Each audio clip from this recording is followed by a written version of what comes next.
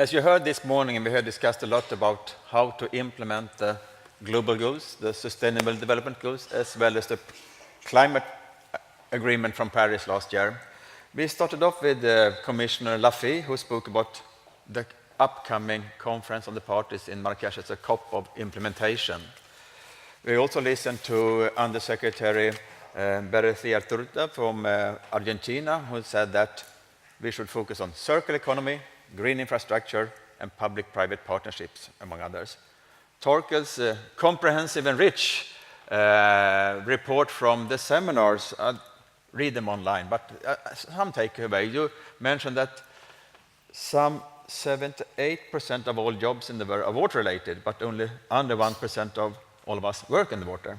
That, I think, was interesting statistics. As also, we look forward for discussing, as this panel now just concluded on finance issues. Finance, yes, being the triple kind of context we have this week, and also demand-driven solutions.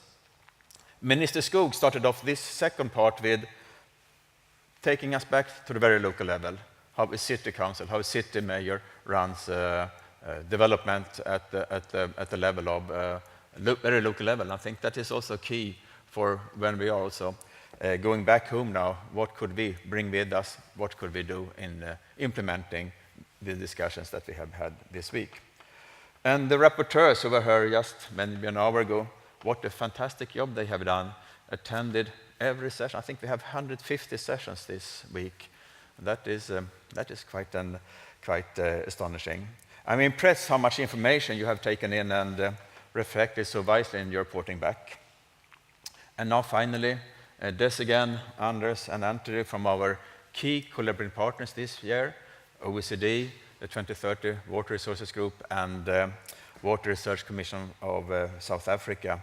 You gave us a critical perspective that we need and that we want for preparing not only for next Water Week, but also for the future in reaching out, I think, to other communities. And of course, a big thanks also to Tess, who also ran this discussion with the rapporteurs. All this will eventually, you will find them on our website, World Water Week, as well as SIWI, in our overarching conclusions from the World Water Week.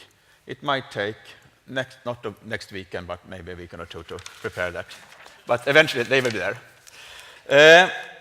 Yeah, speaking about communications, we have very lively online discussions, and I think started 2 or 3 years ago, that there are as many people attending our sessions that are online, that are here in Stockholm.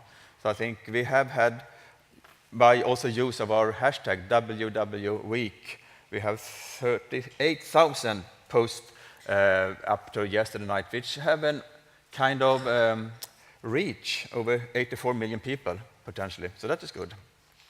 And that means that at least we are reaching out to the outside world out of these conference halls. We also launched the app for this World Water Week. Out of 3,000 participants, 1,000 of you downloaded it. I think that is a good start. We will continue, of course, with using that next year. But looking about the future next year and the theme for the World Water Week 2017, I think this year's Stockholm Water Prize laureate, Professor Joan Root, set the direction for us. She has spoken eloquently about the water quality and water reuse. Wastewater and reuse is something we will discuss in depth next week when the topic or overarching theme is water and waste, reduce and reuse. Finally, I would like to thank you all for coming to Stockholm and joining in the discussions this week. I hope it has given you renewed energy to go back home and continue to work for a water-wise world. Next year, we will meet the same week as this, every week, every year. Final week of August is Stockholm. So 27th of August to 1st of September is World Water Week 2017.